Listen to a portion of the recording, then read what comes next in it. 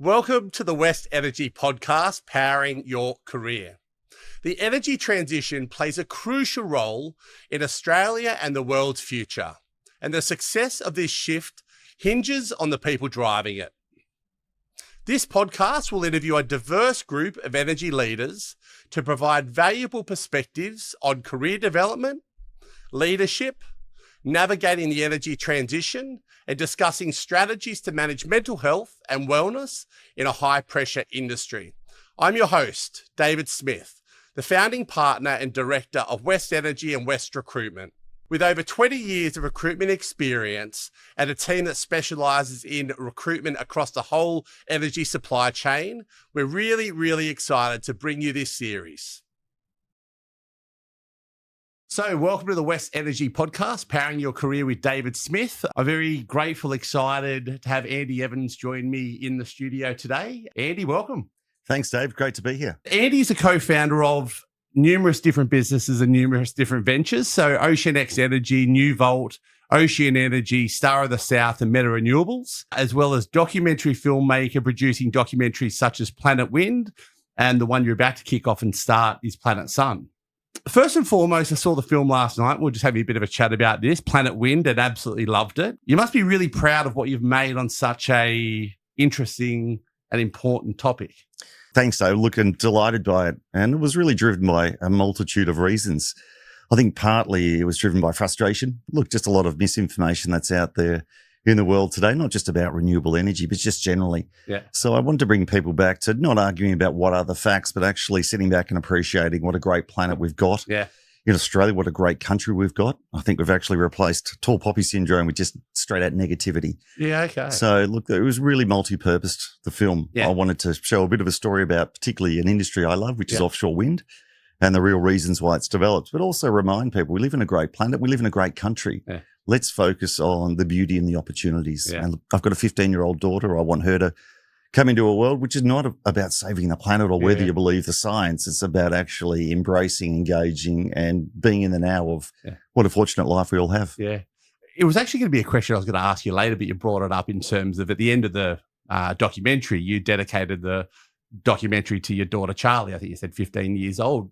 Why the dedication to Charlie? Well, look, I really love my daughter. She's amazing. And you see all the different challenges that kids go through these days. They are actually different to what we went through. I'm a 51-year-old now, and we had all our issues, but they're very different. Yeah. You know, I really do understand that social media and the like put a number of different pressures on kids. They can get very caught in the real nearness of their friendship or enemy sort of group and lose sight of what's out there in the world. And I think we've got a responsibility to really show them not the opportunities, which are not just about what careers you want, but how you want to live and be part of humanity going forward. So look, that really meant a lot to me. I did get her consent. I mean, part of it was embarrassing Dad that I did actually want to embarrass her. But she embraced it, you know, and for me, it's actually a really nice part of the film I like looking at. It's just that very end frame. Yeah, I was going to say, you must be super proud. Like, it's an amazing documentary, but that last piece, it just, it was a really lovely sentiment when you sort of stood up and said it was for your daughter and dedicated. It was, lovely. No, thank you. Look, I've got to work on the next films, whether she gets the same, but I dare say I will. Yeah. I mentioned in the introduction to this podcast what it's all about, but to frame it up for our conversation today, it's a chat with a diverse group of energy leaders across the energy supply chain to provide different perspectives on career journeys, career development, leadership, diversity, navigating the energy transition, and having a chat about something that's close to my heart, managing mental health and wellness in what is a pretty high-pressure industry, and I think life getting more stressful as the years go on. It's also aiming to challenge the perception that you have to have an engineering background to have a successful career within energy. And overall, I hope it will inspire, motivate, and educate people currently either in the energy industry or people wanting to get into the energy industry. So we've had a bit of a chat, but to kick things off, can you tell our listeners a little bit about who you are in your own words? I would have thought I was a fairly organised younger person with some clear career plans. Look, initially, I was a professional footballer at St Kilda Football Club. In the AFL. Sadly, that was cut short when I was 19. And I fell back into uni. Thankfully, I'd done well enough at school. I'd never really planned to go to uni. It was always going to be a life based on being a professional footballer. But when that was sort of cut short through Some people have said lack of talent. I'd say maybe a lack of application in areas. But, you know, I fell back going to uni. I got into commerce. Sadly, my father dropped dead within 2 months of me going back to uni. So he was 52. So look, I struggled through uni for a few years. Ended up doing a commerce law degree. I watched far too much LA law back in the day. So I thought I'd love to be prancing around the courtroom. And look, was a lawyer for about 14 years or so here and over in the UK for a really short period. I moved there to be a sports manager like Jerry Maguire, but that didn't go as I sort of planned. Living on the poverty line's really hard in a place like London. Came back and worked in-house, and then got to the age of 37, 14 years ago, and just decided I was sick of working for others. Look, I usually change jobs at least every 2 years. And look, at that time, you're going through life. You're supposed to have it pretty well set out, married, child, mortgage, good job, working for big law firms, where I was in-house at the time, but it never really worked for me. So look, I get really awkward using the word entrepreneurial because I think everybody uses it these days, but started that journey of just working for myself and I think backing myself. And look, I got into renewables in 2006 at Acciona, big Spanish company, when they came to Australia. I really enjoyed that work. The idea of working with a couple of partners. We discussed new ventures. It was in 2012. We decided we all wanted to do our own thing, and offshore wind was raised by one of my partners, Peter Scardellis, and we decided we'd have a crack at that, and that was the Star of the South. So we went off on that journey. So look, I don't recommend my career path for anyone working in energy, but I think the key thing is that it's not based on what a lot of the stereotypes that people think you have to be. Look, certainly not engineering. Look, generally with our projects, once we found companies or industries, once we get to a stage where engineers come in, that's usually when I like to step out. I like a little bit of the openness and the creativity of trying to find a ridiculously large problem and trying to navigate your way as best as possible, not knowing a final outcome. That's really important currently. Like, we deal with a lot of engineers who are amazing, you know, globally are incredible. But a lot of the challenge in the development phase is that there is not a finite outcome. There's not a work program or a schedule. So certainly the development and the founding stage is not really suited to people with that background. And it's not necessarily just engineers. Even a lot of lawyers I know are not used to the lack of control and certainty. And that's what the environment we operate in, even in a place like Australia. You know, so that it does build in you a certain resilience. Thankfully, I didn't think I'd be like this, but I really love the risk. If something doesn't have a bit of risk, it doesn't really interest me. If someone's done it before, it doesn't really interest me as much. Look, I really like the creation of something and bringing people on board. I like the persuasiveness, the sort of highlighting opportunities rather than risks. There's risks everywhere. You walk outside the building, you could get hit by a bus. But you walk outside the building, you could walk to a beautiful beach. You know, that's the opportunity. So a few more icebreaking questions to get to know you a little bit more. And you touched maybe on a few of these, but what did you want to be when you were at school? It was always an AFL footballer. It was, okay. Yeah, look, I grew up in Melbourne. And in Melbourne, you know, football is everything. But also socially, if you are a good footballer, look, as much as it can open doors for you when you're a teenager, but everyone generally knows about it. So, look, it's a source of recognition, and not that was the driver, but look, I found it was a real creative outlet for me. Was Security your team? No, it wasn't. It was Carlton. But look, I lived in, they used to have zones. If you lived in a certain area, you had to go to a certain club. And look, I signed there when I was 15. There were the national championships coming up the following year for what is now the under-18 Teal Cup. So you had to be at a club. So I would have preferred to go to Hawthorn for those Melburnians or footballers listening. But, you know, that was always my dream. And it was pretty shattering when I got delisted. I sort of shut it away for about 20 years. It was only about 40. I sort of looked at it. I saw it more as a shameful thing that I hadn't gone on to play.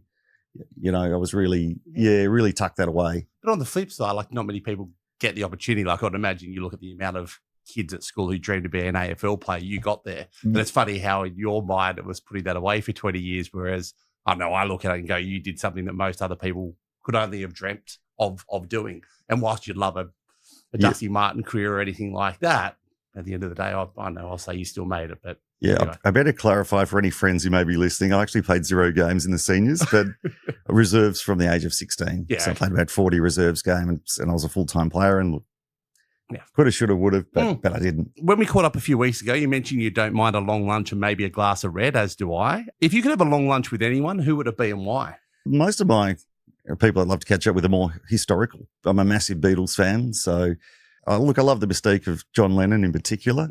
He's a key person that I've always sort of looked at as, a great creative genius, but also a change maker. Look, Muhammad Ali has always been a hero.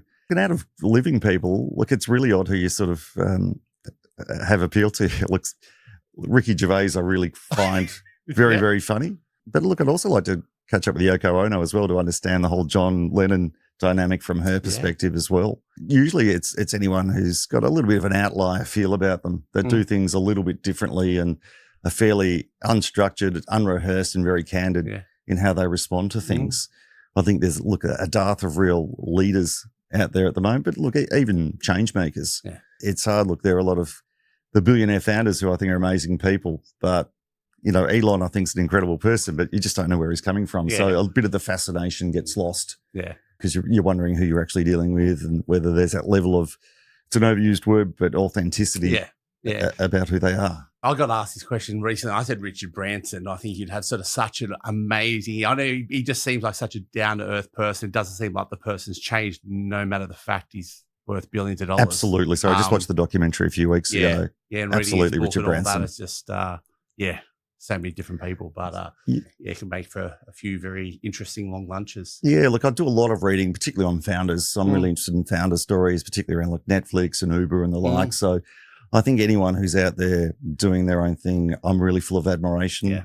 That's sort of what I've been doing for the last 14 years. And it is fairly isolating. Oh, yeah, absolutely. It's really isolating. There are different pressures where it's not so much about whether you've got the money to do things, because you get used to that after a while, but you're putting your name out there, like really exposed every time you do something. Yeah. Like even with the film, I've loved it because I've had so much confidence in the film. So for me, that's been fine. And look, I don't mind getting up and going around the world and talking to people about it. But if I was told 10 years ago that's what I'd be doing, it'd be, whoa, I've never made films before. Yeah. I'm lucky I've got incredible director Dom Allen, and he's now a partner in our new company, Sick Fleet. But look, without those people around me, I'd feel really exposed. But I think you get used to putting yourself out there a lot more, and you realize, look, what's the worst that can happen? There'll always be, out of all the founders in the world, hopefully I may be in the top 50%. That may be okay. Yeah. When you're going and speaking publicly, I know there'll be always at least 50% of the people in the world have spoken worse than I have. Yeah.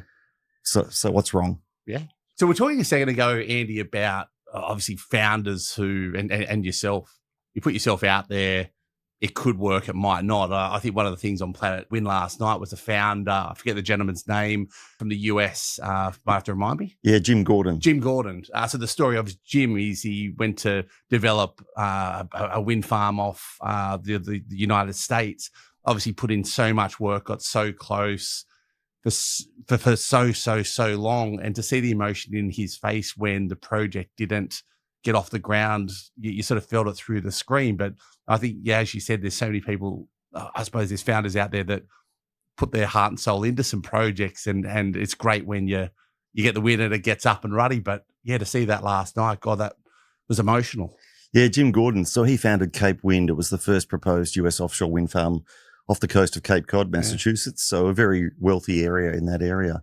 And look, Jim was just way ahead of his time. Yeah. And the challenge that he faced, which we all face, is trying to bring people along on the journey.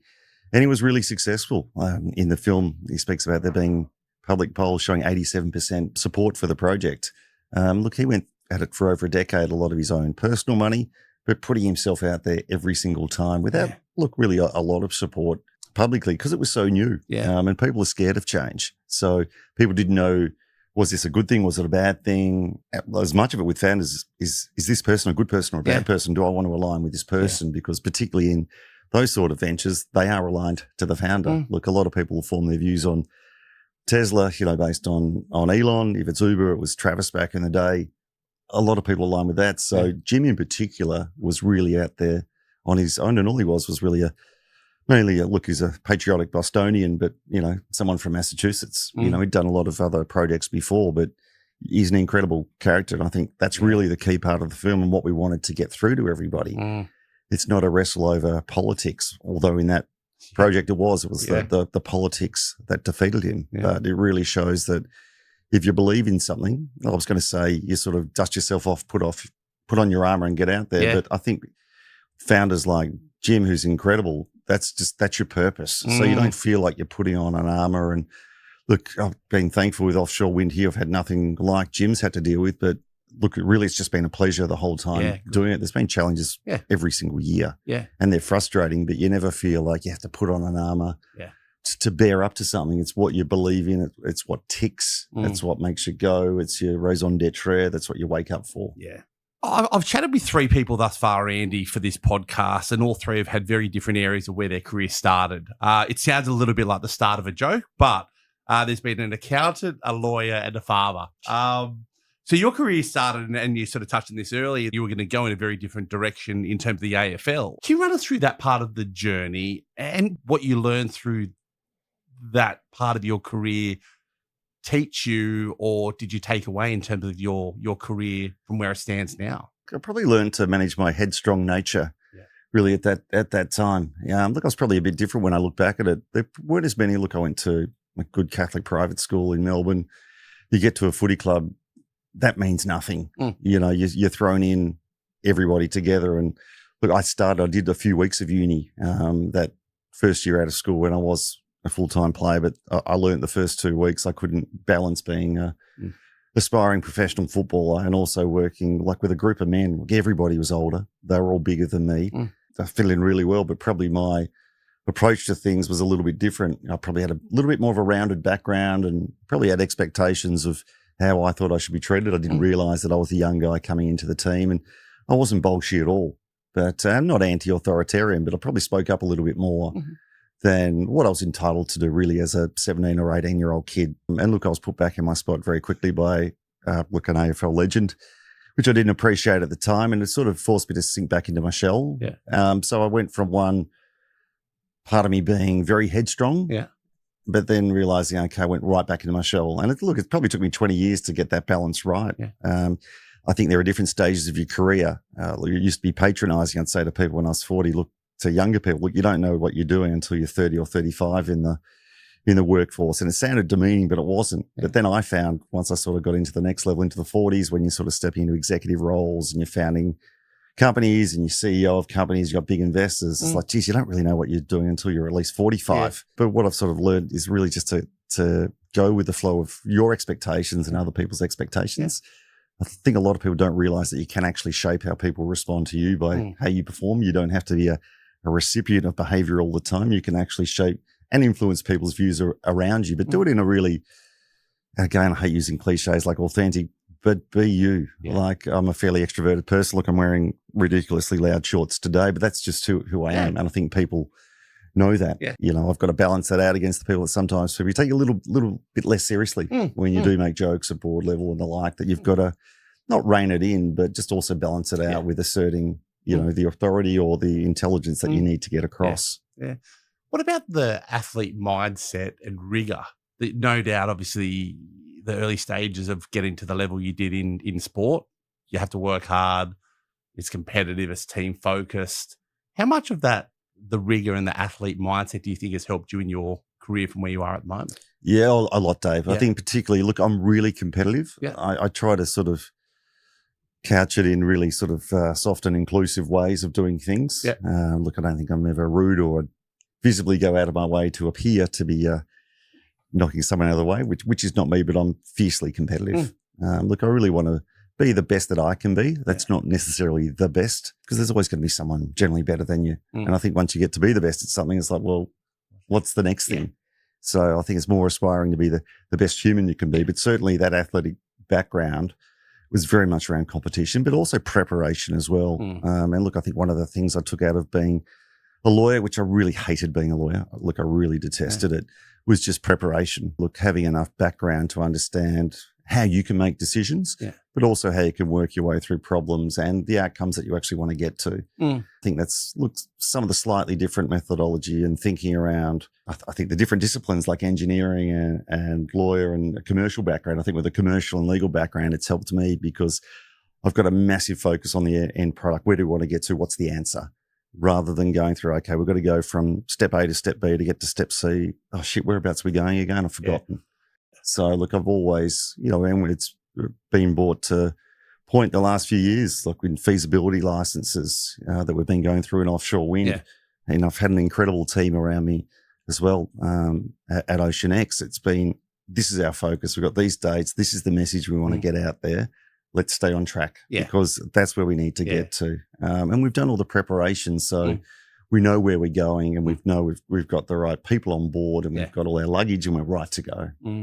Sounds a little bit like a football team in terms of, hey, we want to get the premiership. We were 18. Let's get together and let's go for it. My sport growing up was baseball, and I attribute a lot of that rigor and structure in terms of what I do day by day. But I think, it's teamwork, it's team focus. I think, as you said, it's getting your development team together towards a goal or whatever that goal is. Look, and I think that's a key thing about being a leader, Dave.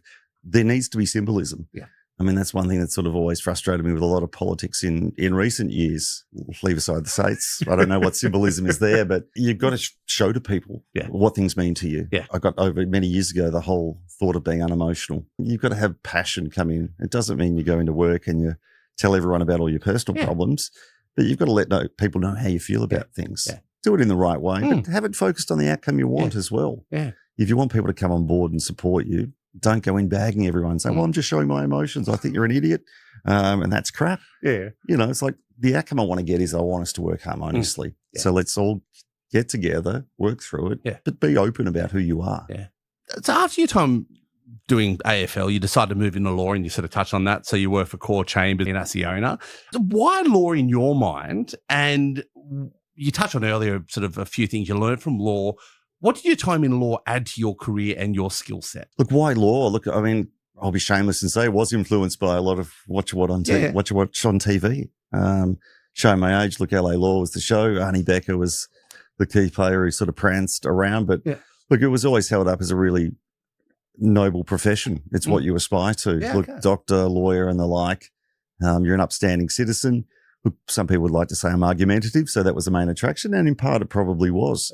A lot of it was about problem solving. I think the challenge is, look, studying law I really enjoyed because you're looking more at the end case study and what the answer is and how you finally resolve the problems. But the day-to-day law for me is a lot of drudgery. You're not there doing seminal legal cases which have incredible points of law which change how we think the world operates. A lot of it is paperwork, a lot of background work. Not really impacting people as well. And that was the challenge for me, was not the impacting people and not making decisions was the really hard thing for me. So look, I meandered through. Look, I would say, look, I was a good lawyer. I was going to say you certainly did well at it. No, I was a good lawyer. I wasn't outstanding because look, I really didn't have the passion and I would change jobs every 2 years. And look, I'd get mocked by friends for, what's your email address now? And you'd sort of wear that. But look, for me, up until your mid-30s, I was like, well, I'm doing the right thing. The society's told me that I should be a fine, upstanding lawyer and be in a profession like that where you can go around and travel the world, you can have lasting impacts. But it didn't work for me. But a lot of the things I took out of law are not the standard things. People think, you can read legislation and read contracts and the likes. That's helpful. For me, it's nothing to do with that. Look, I did a lot of public speaking, mainly to get out of the office. So I took on boring topics like privacy when it was new over 20 years ago, so I could get out of the office and do presentations.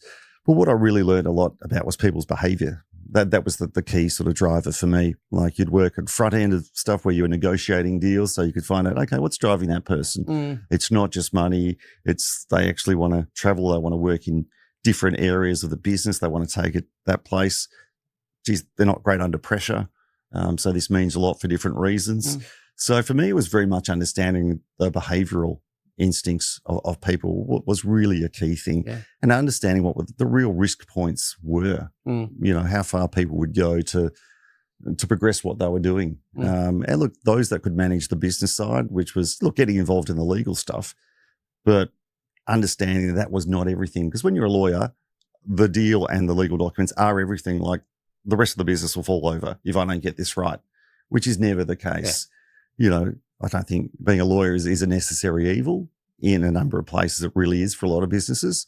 But I think the really good lawyers are good at understanding the people that are instructing them and what businesses are seeking to do, not just now, but also in the future. So look, it gave me a really good future view, which is different for a lawyer because a lot of it's really retrospective, particularly if you're working in the back end in litigation, you're looking at what happened in the past. And try to uncover that. I've always been a forward-moving person. So it allowed me, particularly, and that's why I liked a lot of the mergers and acquisitions, because okay, where are you actually trying to get to? A lot of it that I took out was, behaviour, why people do things, what's important to them, and how can we get them there and what are their goals? So they're the bits I find really important now. And that's why I really like founding businesses, because it's like, okay, what's important to me and to others who may benefit, and how do we actually get there? Yeah. So during your time with Oceana, I think you mentioned a significant event happened in your life where you said that you realized you didn't love law and you wanted to do things in your life that were creative and that you were really passionate about. I love the whole idea of passion tied up with careers, but can you run us through that journey, Andy, in terms of, because it's a big decision to make when you're sitting in Oceana, a global infrastructure player, you're working with some of the best law firms. Not everyone's comfortable to make that decision, make that move like you did. Yeah, it was a really off chance event, if that's what you call it. Look, it was just going to see a film called Control. It was on a Sunday morning. I've been working really hard. I wanted a bit of an outlet. I'm a massive Joy Division fan. So I went to see Anton Corbijn was the filmmaker, and I went and saw the film. I'm a big JFK fan. I felt like Lee Harvey Oswald walking in. There was about 3 other single white guys there on a Sunday morning. I think we'd all stumbled in. And I went in to watch a film thinking it was more about Joy Division, which I love, but it was more about the journey of Ian Curtis, the lead singer, who suicided just as they were about to get some level of success. I mean, it was just a real insight into mental health and mental illness at the time. Ian was an epileptic. He's from up at Macclesfield, just outside of Manchester. He worked during the week in welfare, effectively for the Dole office, the government department. Yeah. And they were getting ready to go overseas. He was having challenges in his love life, and he couldn't handle it, and he suicided just as the rest of the band were ready to go overseas. And it was the first time I'd really looked into, wow, thinking you've got what you want, but it's not actually what you really want, and having to make that call. And look, at that time, I was super ignorant. Like, for me, the depression was something that happened in the 1930s. I had no real input as to what it meant. And look, I walked away from that film loving the music that came through, but also thinking a lot more deeply about, geez, you've actually really got to do what you want. Yeah. There's no point working really hard or being in situations which just don't work for you. And sadly, I think I worked out that no one's got that external answer. Look, when I was in my late 20s, I spoke to heaps of people getting out of the law, and most of the advice, particularly from lawyers, was like, you just put your head down, work hard, you become a specialist in this area. And it was the worst advice I could have got. And I had some mental health challenges in my early 40s, just over 10 years ago, because I was living that life. I was still a lawyer, living that life of not being happy and knowing that I wasn't happy, but thinking I could just grind through it. And you get to a stage where you're used to your body kicking back and saying, no, mate, this is not working. But when your mind starts kicking back, and it's like, it's a really scary, lonely place. But that film really got me on a path of, and I really loved working for Oceana, a great company. And I was doing incredible work that I was general counsel at the age of 33, which is an opportunity I wouldn't usually get. I was given a lot of rope, had a great team. We were doing groundbreaking work. We're building at that time, Australia's largest onshore wind farm, Warborough. It was 192 megawatts. I was involved in a lot of the financing, something I hadn't done before. But it's something just wasn't gelling with me perfectly. And that film just really unlocked a lot of it. It was probably more in future times I realized the impact it had on my career and me as a person. I knew at the time I loved it, and it really opened my mind up. Being in, early 30s, white male, like, you're a prime candidate for maybe being susceptible to those sorts of things. So look, it really did get my thinking going as to, I'm not living the life I really want to live. You did something about it. Eventually. We hope you're enjoying this episode of Powering Your Career. Clicking follow or subscribe will allow you to stay up to date with all future content. Leaving a review helps others find this podcast. And for more information on West Recruitment and how we can help, please visit us at westrecruitment.com.au. So since 2012, you've gone on a journey setting up a number of businesses. So Oceanex New Volt, Ocean Energy, Star of the South, Meta Renewables. You've set up the production company, filmmaker with Planet Wind and Planet Sun. It's been a really busy 12 years. I don't know if you can condense that 12-year period into a few minutes, but can you run us through that period since, I suppose, you started focusing on career moves around passion, and why that was so important in those career moves in that period of your life? Yeah, look, we didn't throw in there. I had 2 years or 3 years as a try-hard winemaker as well. I've done a lot of wine study, and I had a few really good friends who are great winemakers, Ray Addison and Marcus Satchel. We've got great labels. So that was also part of the journey as well. But look, it was an exciting, then scary sort of phase for me in 2012. Look, I was still practicing as a lawyer, corporate advisor, so I still had a lot of cash flow. So setting up Star of the South seemed a natural thing to do. We knew it'd be hard. It was an Abbott government at the time, so as far right anti-renewables as you could be. But we had a good narrative about offshore wind being it's large marine infrastructure. It's not necessarily renewables. So it's heavily reliant on large manufacturing and oil and gas-like technologies. So heavily reliant on future jobs and investments. So it was super exciting then. But I think things really got challenging about 2 years in because, look, for a lot of other aspiring founders out there, the first year is fantastic. If you can get through that, you're doing really well. You're on the way forward. But then after a while, everyone's used to your excitement. Everyone's now going, okay, what's actually going to happen now? And you realize, okay, I can't keep putting money in. I've got to get money out.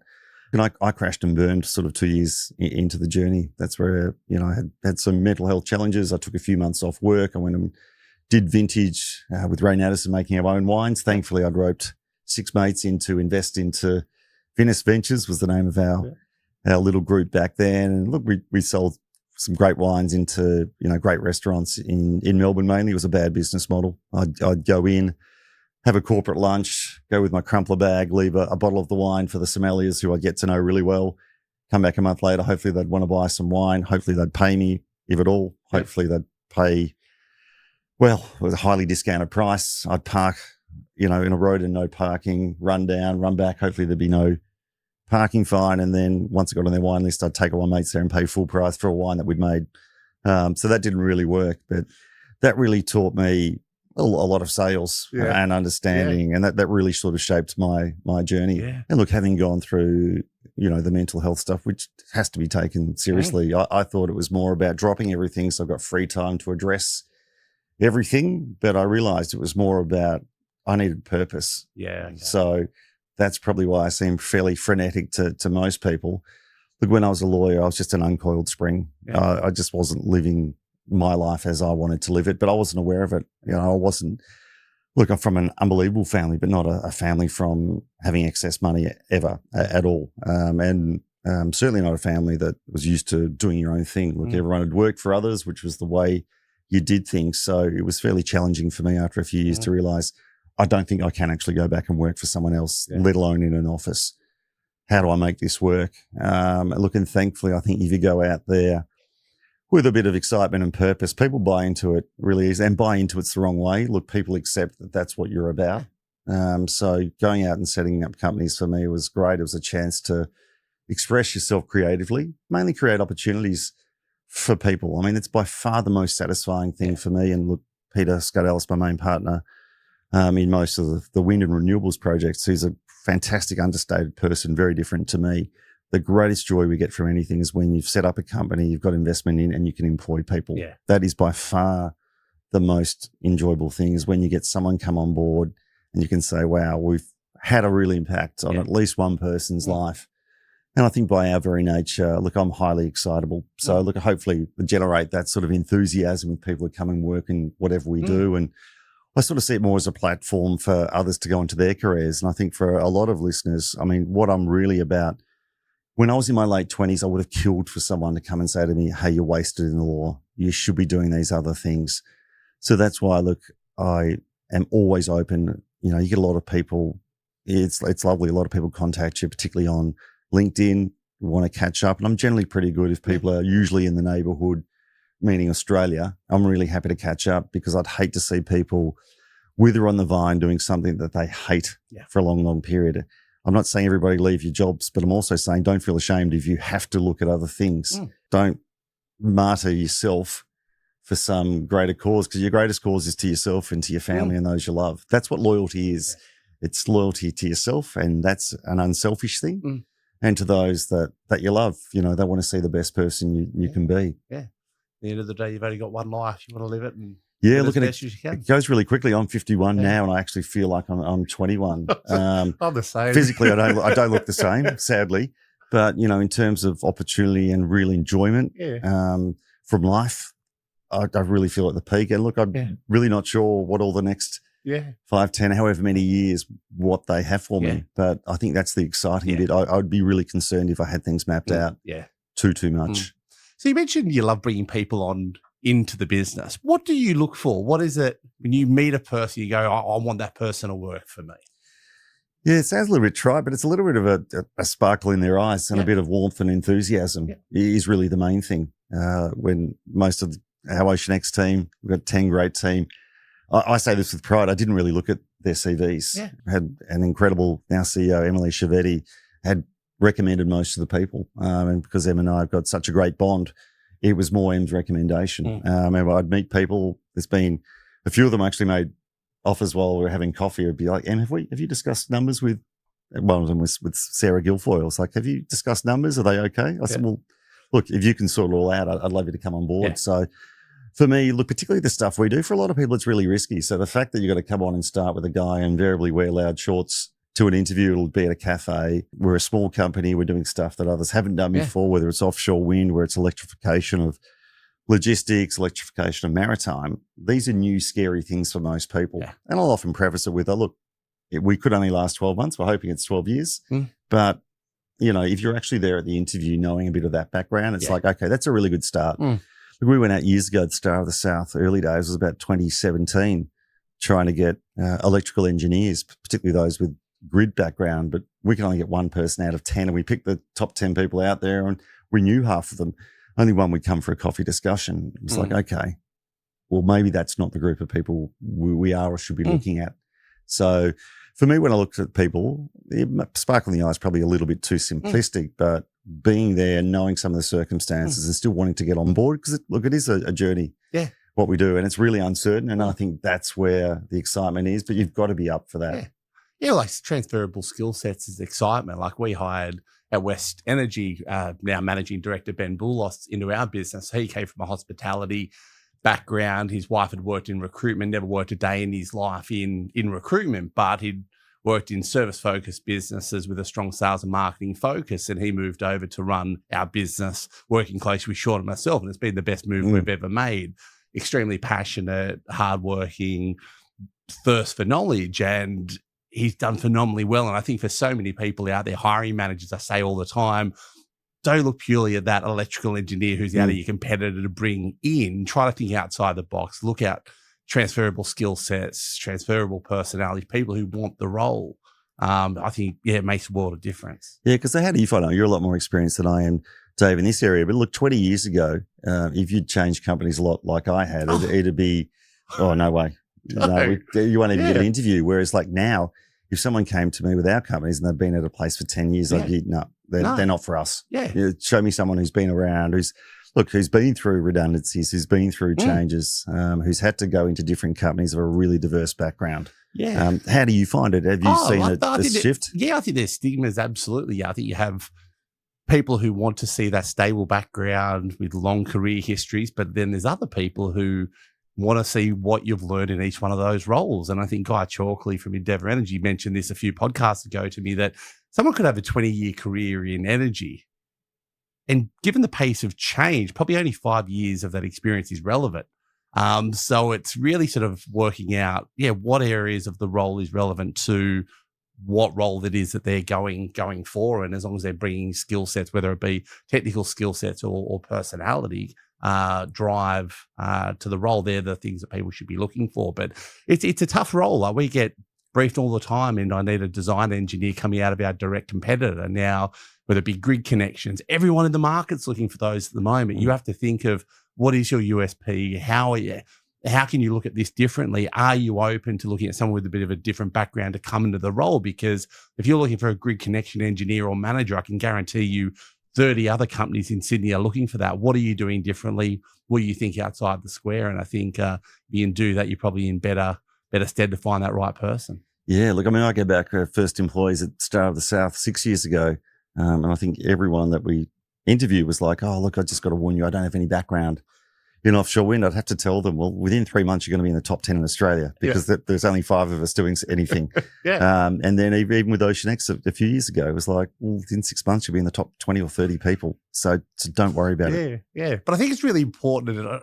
for you to be honest and upfront in that interview process. I think the other thing I always sort of see is people oversell roles. They aren't honest in that interview process of, okay, I'm open in terms of the background, but it's going to be challenging. It's going to be hands-on. It's going to be dynamic. There's pros, but there's certainly cons, just so people know what they're getting themselves into.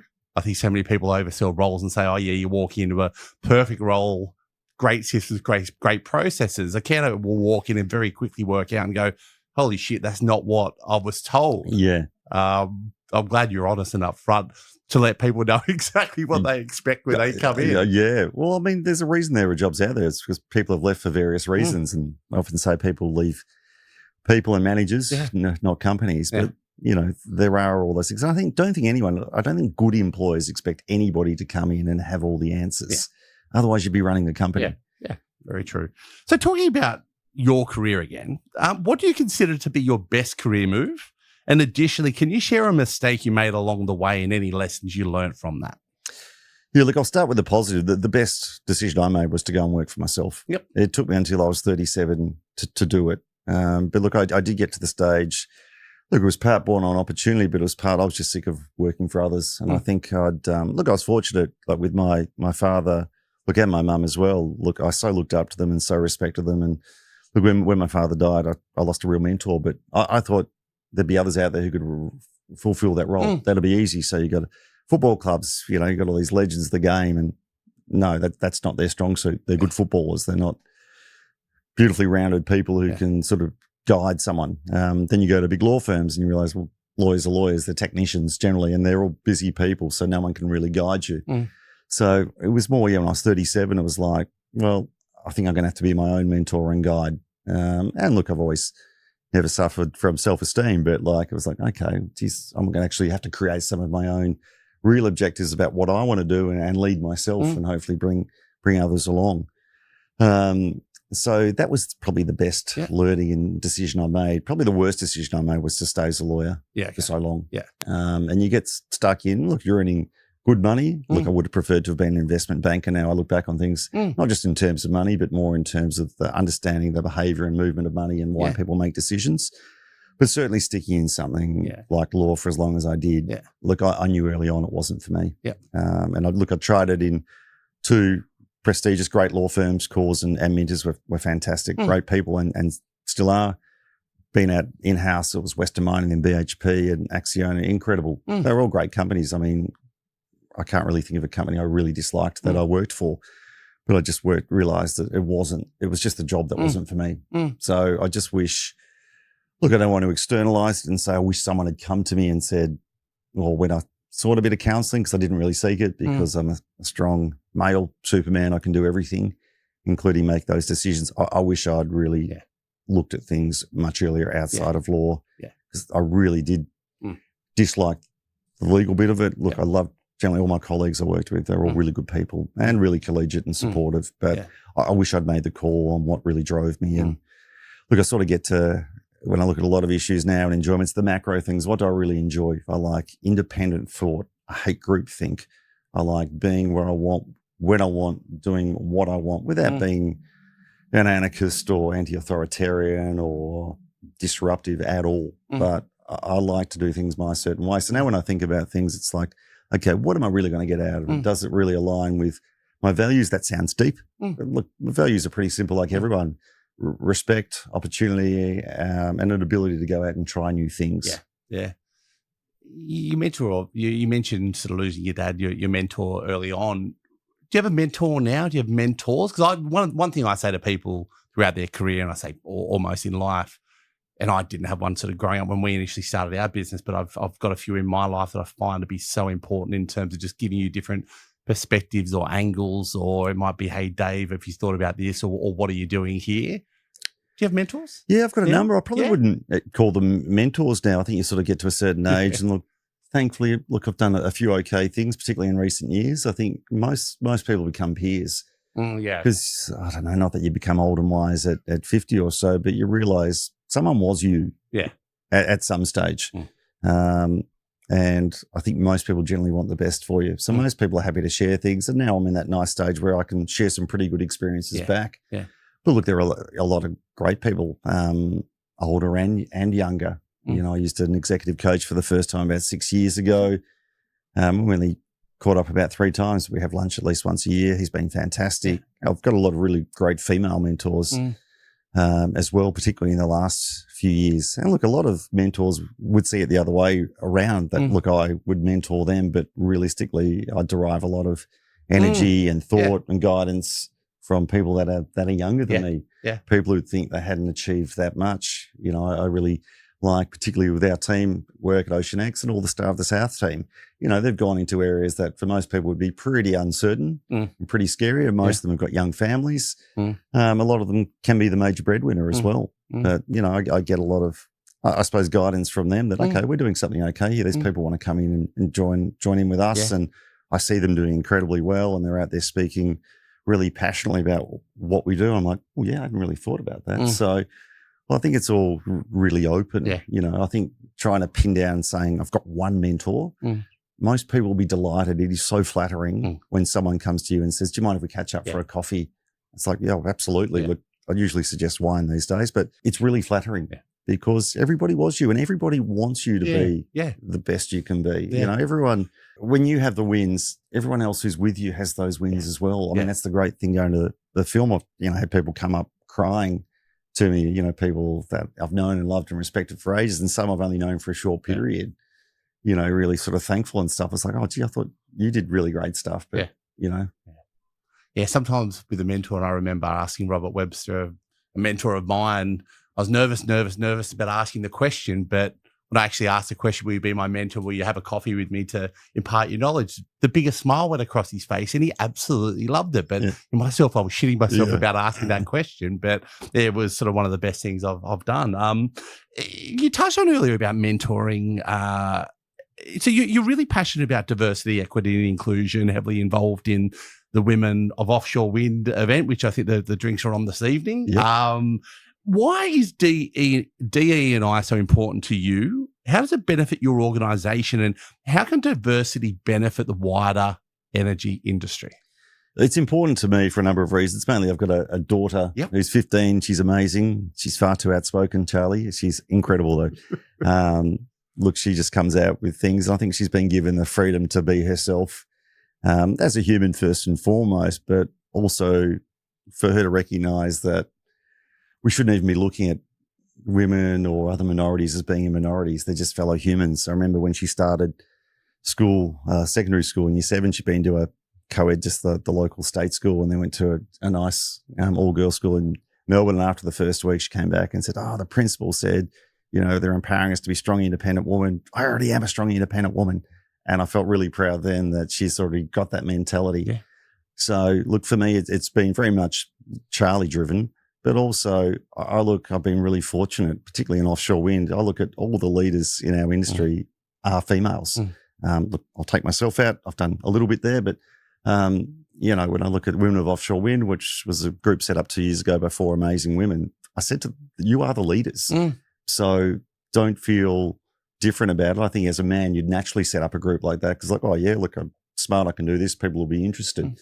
But I think with females, you know, I really love working with females. They don't have the ego that a lot of men bring to the table, and I'm guilty of that. They go into a room with ideas. They're incredible in new industries because they don't bring that ego. They don't bring that history of, oh, I've done this before. This is how you do it. It's like, okay, what's the challenge we've got in front of us? And it's totally separate from whether you're a mother or not. You know, that may be an advantage in some areas, but I think most females don't have that legacy in generations of you're a man, you're entitled to be heard on things. We don't see it as men. And I do buy into it. You know, I could walk into any room and stand on a table and say, listen to me.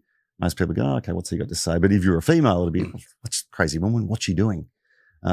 We have a natural platform there. So look, I'm really big on, without being a feminist or the like, because it's not for me to do that, but just providing opportunities for females because extremely talented people, you know, that doesn't matter, you know, your gender. And it's the same with race and everything. You know, I do find it a little bit criminal here in Australia. I know as a young lawyer, we had a lot of international lawyers coming in. But, you know, these are the best lawyers from other countries, but we'd make them resit tests for a year to requalify. Whereas I go to the UK, I can still practice as a lawyer straight away because it's recognised. So look, we do make things really hard. It's not just Australia, obviously, it's elsewhere. But particularly, I'm incredibly proud of, the 4 females. They're all great friends of mine because I've watched them and in part nurtured them, but they've got there on their own talent. Yeah. And they're great people. And look, we've got 260 people coming to the event tonight. We had 290 in Perth earlier this year, 440 in Melbourne last year. And it was all based on people wanting to be involved. And to be honest, it wasn't so much about the whole, diversity, gender and inclusion thing as the big selling point. The energy transition is crucial for our future, Australia, the world's. What does the Australian energy industry need to get right, and what should we avoid to ensure a successful transition? Look, it needs a positive outlook. That's the first thing. I'm sick of all the shit canning that goes on based on old information, which is actually not about trying to take Australia forward. Obviously, I'm a passionate advocate for renewables, but I used to work at a mining company. I'm not anti-fossil fuels at all, and I never go out there saying that because I don't think renewables is an immediate panacea. A lot of the targets set are going to be really hard to meet. But what we do need is to get some realism about where we want to go as a country and a commitment to a plan. I mean, the reality, and it's out there, but it doesn't get heard enough, is that renewables just are cheaper. It's no longer the passionate voice about saving the planet, which sadly should be an incredible sell point, but it's not. But the reality is it's cheaper, and that's where investment's going. Like we live in country like Australia, where we're all pro laissez-faire government, minimal government involvement. I won't even talk about proposals now about nuclear because it's farcical that a far-right government wants to be a massive government owner. It goes totally against their ideology. And I say that as apolitically as I can be because I'm very open on who I vote for. But we need some commitment to a plan. Like we're already at 40% renewables penetration, and it's not all due to subsidies. It's because that's all anyone's investing in, despite what you read. No one's investing in new coal. Look, no one's putting their hand up to invest in nuclear. That's why it's just farcical, some of the suggestions being made. But, look, coal's still got a long future in Australia. We've got incredible assets that have got us to where we are now. So we should be utilising those assets. The great opportunity we've got is that a lot of the assets that attach to that being the connection assets are perfectly usable for renewables, which is cheaper. You look at, solar in particular, I don't think people understand coal's gone out of business because solar is so cheap. It just can't compete. It's like pulling out your 1965 Mustang to drive through CBD traffic all day, every day. It just can't compete. It's not made for that purpose. So I just get fascinated by a lot of, political approaches to key companies that have built Australia, AGL and Origin, companies that most people's superannuation goes into, how they're trying to tear down a lot of these companies that are not always great. I've been on the other side of most of them, but you've got governments or politicians stepping into private sector, which they acknowledge they're not really equipped to deal with, and they're stripping out value from companies and trying to tell companies to do things that they're already doing legally, but also stripping away a lot of Australians' investments into those companies and seeking to devalue them. That's what I find really hard. But we need a commitment to longer process. Personally, I do find it challenging with a lot of the words that are used out there. Look, I even struggle a little bit with energy transition. For me, it's just energy optimization. Okay. When I look at net zero, I think that's confusing for a lot of people. It can easily be politically mangled towards things. We have targets out there which don't have incentives against them. And I say incentives because all we do is penalize something which is always a deterrent to actually do things well. Yeah. It's just an incentive to not do things badly. So we're actually not progressing and doing things. And, we want to incentivize people to do things. We don't want companies to get overly rich. We want companies to pay their taxes to make our life better. But I think we've actually lost sight of what is actually making our life better in Australia now, but also in the future, what is making life better. And I just think we've lost sight of that. Yeah. Other countries have done it well. We've always used Norway as the example of, discovering oil and gas in the 70s and setting up massive future funds, which are great. Look, I call myself an educated Australian. I know nothing about what the future fund is doing in Australia. No Australians would even know that we actually have a future fund. They're the things that we've actually got to have a longer term focus on based on what's best for Australians, not only now, but in the future. The journey we're on, a lot's going to come down to the people that are in the industry at the moment, or Charlie, 15-year-olds, 20-year-olds, young people. Why should people look at a career in energy? And what skills do you think people should be developing to add value to the energy industry now and into the future? Look, I mean, why should we be interested now? Look, it's a constant. It's always going to be part of our life. Yeah. They used to always say, and look, you get special visas for being a hairdresser. Like, it's something that we will always need energy, and it's always going to be changing. You go back 200 years ago, look, and coal wasn't even really a thing until the Industrial Revolution. So things will need to change. But you should want to get into it, yes, because it's going to have an impact on your life going forward. But particularly for younger people, like the opportunities to travel overseas to meet really interesting people. And that was probably, look, working my first job outside of a law firm was for Western Mining, which became BHP. You're working with people of totally different disciplines. And there was a great sort of team feeling about things. You get to travel, you get to see things, you get to see. For me, I didn't mind the financing side of things, but you'd also go out to site and see where the real work was being done. So I think with energy, it allows you to do that. It will constantly change because it needs to change because, look, this is humanity. We should be getting better every generation. There should be better ways to do things. You know, you sort of go back to Henry Ford 100 years ago. He's like, if I asked people what they wanted, they would have said faster horses. That's why he created the automobile. You keep getting better and better with whatever you do. And I think people of today, look, sadly, a lot of youngers, where you call them millennials, are like, get unfairly tainted. Look, we've told everybody for years to exercise your options, but once people want to do that by doing different things, we say, oh, you've got to stick to something. I'm totally against that. Yeah. You know, you should seek to be, you know, committed to your human values. You know, that's respect, integrity, being curious, which is like a big sort of founder word. That's the key thing, being curious, because even at this age, well, things can be done be better, but how do we actually do it? Yeah. And certainly a lot of the things I'm seeking to do in the future, why I made the film, and I've got some other things around. Something new I'll be setting up called Energy Fest, which is really targeted at the younger crew. I actually want teens and people in their 20s coming through and telling older white guys like me and politicians, no, that's not what we want to do. Yeah. That's not what we want to do. Yeah. This is the future, and this is why we should do it. And we're forward looking. You know, once you get over 50 and you have a lot of great things to do, but you're so much based on your historical way of doing things. Yeah. You're based on forecasting the future based on your past. Yeah. And for a lot of us, it's very personal to us. So how can it apply more broadly to everybody else? Yeah. So look, I do struggle with my daughter now. Every time I sort of say, well, you know, when she hasn't gone well on an exam, well, I had an exam. It's like that. I don't care about it. Yeah. And I don't get affronted by it. It's like, okay, you know, let's talk about how to make things better rather than like hearing sound bites of my past. Yeah. Yeah. Can you tell us more also about Energy Fest, or is it a little bit too early to? Well, I can. I think by the time this comes out, this podcast. Great. Awesome. Yeah. So look, I mean, I currently run a conference every year. That's why I'm here in Sydney now, Dave, for 250 people under the banner of Offshore Wind Australia. Yep. It was very much about getting the offshore wind industry up and going, particularly up here in New South Wales. That's why we've held it in Sydney for the last 3 years. But it's just become apparent to me that, look, particularly with a lot of political musings going on now, that we've got to actually start informing people about, you know, opportunities out there. It's not about seeking to discredit misinformation. It's actually about bringing people together in a really fun way.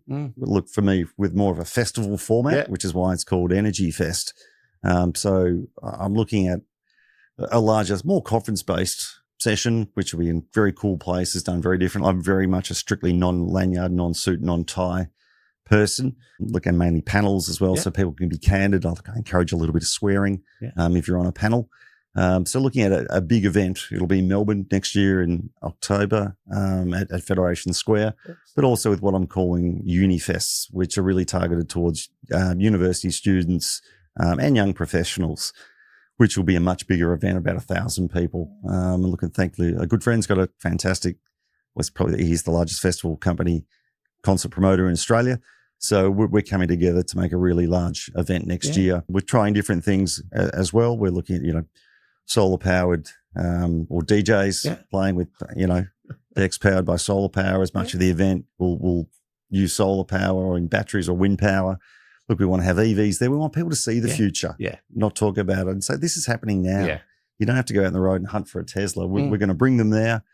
We're going to have the global launch of my next film, Planet Sun. So that'll be at the Forum, hopefully, which is a big concert venue in Melbourne. They've never shown a film there before, but my festival partner said, well, why not do it there? It's already the first one, but let's give it a crack. Yeah. So it's trying to bring people in a much more diffused manner where you can actually catch up with people a lot more. you're still going to have the intellectual side of things where you can engage with people, hear from leaders in the industry, but it's going to be approachable. You're not going to be lectured to. You're going to look at these people, particularly if you're a 20-year-old student. You'll meet someone like me and say, oh, geez, just a guy wearing jeans, probably pink pants I generally wear, and see, well, he is me. Yeah. You know, he's not lecturing to me. He's not telling me something. He's not the CEO of a listed company with a script in front of him. I'm not forced to respect him for his title. I'm forced to respect to because he's approachable and he's talking to me, and I feel like he's listening to me. Yeah. So, I don't want to say it's sexed up or on steroids, but I very much see it's not even an anti-conference, you know, and the idea, look, a lot of it came out. I was lucky enough to see Coldplay in Sweden last year with my daughter, and Coldplay at the start of all their concerts have a big 5-minute video on renewables, you know, encouraging you to dance because they have kinetic energy through their dance floors and the like. And I was like, geez, we should be looking at some sort of festival type, you know, in Australia. And look, I want to take it globally, which actually actively shows how we can use renewables more. So I sort of came back and discussed it with my friend, and look, they're about to come on board, and we will be the website out very soon. It'll be out tomorrow. But we really want to promote more of a festival approach. You know, we've even got a friend has a vodka brand which is made from apples that are deemed to be faulty because they're too big, too small, have marks on them and can't be sold. So ugly vodka. That's a plug for you there, Mike. Look, having those sorts of things and just showing everybody that you can do it in a great way, you know, and just put a lot of fun into it. And that's what I'm going to say, fun. That's the key thing. Like, there's nothing more boring than going to most conferences we go to, Dave. And lining up there and hearing the same tripe, which most people saying don't believe. Sick of hearing energy transition. It's going to be challenging. It's like, well, that's getting up every morning and feeling ready to face the day's a challenge. So look, we've done a lot. I keep saying we've put a person on the moon allegedly, so we can do anything. So is there a website where people can look? It will be energyfest.com.au. Awesome. So look, it'll look a bit different. It's got different colouring tones for energy base. So it's pink and green. We're at the same as, well, we're lucky we're at the Cannes Film Festival with the film this year. So it's their colours. It's very interactive, some great videos, some squiggly spaghetti-like writing on the front cover. So, look, we really just want to make things a little bit more exciting for everybody, and for people to make of it what they want. You know, I've never gone out and put saving the world on my out there as the reason I do things, because, look, I've learned people don't buy into that. Somehow, sadly, it really offends people. But at the same time, we're seeking to make it as open to people as can be. But, I mean, there is a real target on younger people. Certainly, I don't want to say there's a grown-up Energy Fest and Uni Fest, but the Energy Fest part will be similar to more like the conference format in terms of structured sort of days, but it'll be done we're doing it at the Edge at Federation Square, so 450 capacity. So it's not like an all energy where you just get lost and you don't actually speak to anybody. So look, I think it'll be a lot of fun. I think that's what people need to see. We need to get some fun back into most professions, you know, and most things we do in life. It's becoming a really dreary place, the world. Never have too much fun. Never have too much fun. And I think it's just allowing people to have fun. You're not going to have much of a choice when you get there. Look, I don't want to put people off wearing suits, but if you wear a suit, you will feel out of place because that's not what we're seeking to do. We're trying to say we're all equal humans out there trying to find a better way of living and powering our world. From one very important topic to another, mental health and wellness. So we touched on this earlier, and it's something I'm super passionate about. I've had my own mental health challenges and they're ongoing, but I think, it's something that I own and understand. You mentioned earlier that you've had your fair share of mental health challenges. I suppose to finish off this podcast, can you run us through those? But I suppose more importantly, how do you manage your mental health and wellness now, knowing what you know, juggling everything you've got in your life? Well, what tips do you have for people? Yeah, look, it sounds simple, but it's finding your purpose. That was the thing that really drove me. I was living a bit of an artificial life, just more in terms of, you know, being a lawyer and prolonging something that I knew I didn't really like. And I thought I could just keep fighting through it, but I sort of realized it drained so much of me. And then I took time off, which, look, physically I needed. I wasn't in a good place. I wasn't sleeping for weeks on end, and, you know, had to go through the traditional medical way of looking through things, which didn't work for me, which I found out after a year or so. But look, for me, it was just finding purpose. Look, and even now, I know I should slow down on things, but I just find so much purpose in so many things I do that it really sort of enriches me. And I've got to balance that the right way. Look, I'm a fairly extroverted person, a very excitable person. And it's getting that balance of that's what drives me. Mm. But is it going to be too much at times? Look, I mean, I know I don't sleep as much as I should. I rarely say no to an invite anywhere. Yeah. So I've got to get that. I travel a hell of a lot. Yeah. But I just get really enthused by people. The extroversion side, I really love and thrive the energy of people. So I've got to keep that in my life. You know, even the last few months, I've been telling myself to quieten down. We've done well with, multiple feasibility licenses that are handing on to much more capable partners to do what we're doing. And I've had little gaps of time, and I've really struggled with those gaps of time because I just don't have the purpose there for me. But look, I think, you've got to find what makes you happy. If it's standing on your head in a corner for an hour every day, do that. Yeah. If you get that enjoyment, you've got to balance out. Like everyone, I do like a wine. Look, I've got to balance that out. Yeah. Like I walk 8 to 10 kilometers every morning. So I'm lucky your daughter goes to school right near the Botanical Gardens in Melbourne. Awesome. So I'll usually drop her off when I'm in town, or at least twice a week, and do 8-kilometer walk around there and listen to music, podcasts, so I think it's about finding what works for you. Look, I tried all the meditation things back then, but like when you're going through the depths of mental health problems, forcing yourself to do something that's unnatural only exacerbates the problem. Clearing your plate of everything also can create a problem. You've got too much time to think about, sadly, how the things you've done wrong, and you might not be as good as what you thought, and the world's terrible. Yeah. So, look, for me, I've been fine. It was a short period of my life, but it was still a couple of years. Yeah. But I sort of look at where I've got to now, and I think I just respect that mental health side of things. Yeah. Look, I'm great now, but I know it's always there with you. And look, it can hit anyone. Look, when things first happened to me, like most people, like, geez, I wouldn't have expected it to happen to you. And it's like, well, I didn't either. I thought I'd built myself for it not to happen, but it's very non-discriminatory. Yep. And when it hits you, it hits you. And, I'm living a life now I could never have imagined ever living, but I'd still rather have not gone through what I've been through to come out and be where I am now. Yeah. I'm glad you're in a good spot. Yeah, no, it's great. And look, and for me, it's just like understanding your purpose, or what works for you, and it'll be different day to day, hour to hour. Yeah, you might get simple pleasures out of something. Look, I'm becoming a little bit of a botany fan now. I love looking at trees and plants, and look, my girlfriend's an environmental scientist, so I credit her for opening up my world to nature and the beauty of the world. But there'll be those little things. Just don't get too deep into it. I know. When you're going through things, it's like, I will appreciate this mouthful of granola. It's beautiful, and grains and bran have died for me. Like, just, if that works for you, do it. If it doesn't, do what works for you. Yeah. Enjoying a beautiful blue sunny day. A walk, a time with your kids, a time with your partner, a time just by yourself. Yeah. Look, and you'll be amazed if you are going through things, how many people it's touched. Look, with our conference tomorrow, is supporting a charity called Kookaburra Kids, and they're all about supporting kids who've been touched by mental health, not necessarily themselves, but usually through family. So you'll be really surprised, and everyone wants you to be well. I think that's the key thing to note. Everyone wants you to be your best, and it's not selfish because it's about them, because you're better company, but most people generally want you to do really well. God, absolutely.